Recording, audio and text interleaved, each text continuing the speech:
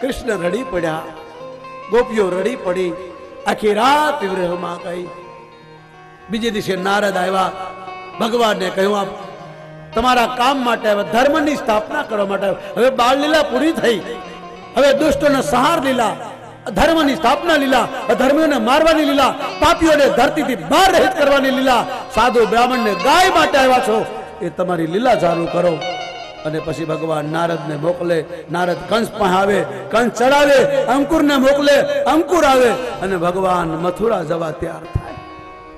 આખી રાત કોઈ સૂતું નહીં.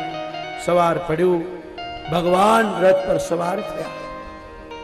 યશોદાએ આખી રાત જાગીને મીઠાઈ બનાવી હતી, મારો લાલો ખાસ. કોઈ રાતે સૂતું નહીં, ખાધું નહીં. બધાએ કાળા ઓઢલા ઓઢી લીધા કે અમારો ખનીયો જાતો હોય તો હવે ધોળા કપડા ન પહેરાય, લાલ ન પહેરાય, કાળું જ પહેરાય. એટલા માટે કદાચ મારો આહિર સમાજ, મારો ભડવાર સમાજ અમારા કન્યાના શોકમાં પહેરતો હશે. અને આ કાળું એ કૃષ્ણને યાદ અપાવનારું પાત્ર સમાજ.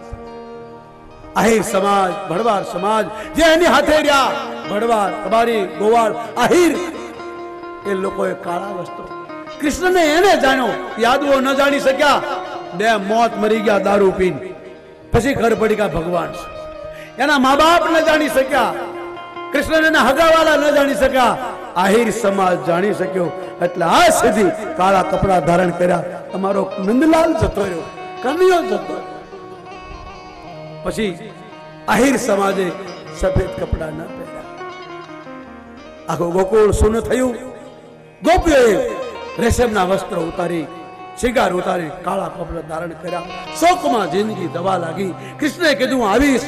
બસ યાદમાં 125 વર્ષ થઈ ગયા. કૃષ્ણ પાછો વળીને ગયો નહીં. મથુરા ગયો, કંસને માર્યો, મા બાપને છોડાવ્યા, જરાસંધને હરાવ્યો, ઉજ્જૈન ભણવા ગયા. જરાસંધ પાછળ પડી ગયો. રાતો રાત બધા ભાગ્યા, ગોકુળ ન ગયા, કાઠિયાવાડમાં આવીને હંતાઈ ગયા. એ તમે કેટલા ભાગશાળી. દ્વારકામાં આવીને બેઠો. અને દ્વારકા બેઠા બેઠા એને બધું કામ કર્યું.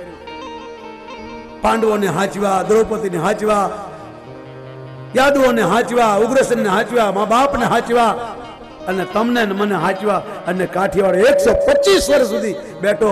એટલે આપણા કાઠિયાવાડી 100 વર્ષ જીવે. મારા બાપ બીજા નથી જીવી શકતા. ભગવાન 125 વર્ષ સુધી બેઠા. એને ધોળો વાળ ન થયો, દાંત ન પડ્યા. આના ઉપર અને એ દ્વારકા બેઠા બેઠા આખી દુનિયાને હલાવી, આખી દુનિયાને ફેરવી. અને એ કૃષ્ણ કનૈયો ગોકુળ છોડી મથુરા જાય. બધા રોતા રહ્યા. યશોદાને ખબર પડી કે મને નારદે કીધું તું તારો છોકરો ગયા પછી રે આવે. યશોદા પગમાં પડી, લાલા બધું ભૂલી જજે, બધું યાદ રાખજે, પણ મેં તને બાંધ્યો ને એ ભૂલી જશે, એ ભૂલી જશે. માં પગમાં પડી ગઈ. કૃષ્ણ કહેવા લાગ્યો તું મારી માં છો. ભલે મને દેવકીએ જન્મ આપ્યો, પણ હું તારો છોકરો છું, તારો જ રહીશ. ગોપીઓને, ગોવાળોને તમને નહીં ભૂલું. ગામડામાં જે આનંદ છે એ શહેરમાં નથી. ઠીક છે, ગામડામાં એટલી સુવિધા નહીં, પણ માં આ કાચી માટામાં, આ કાચી માટીના મકાનોમાં, આ નળિયાના મકાનમાં જે આનંદ આવશે ને એ મને મહેલોમાં આનંદ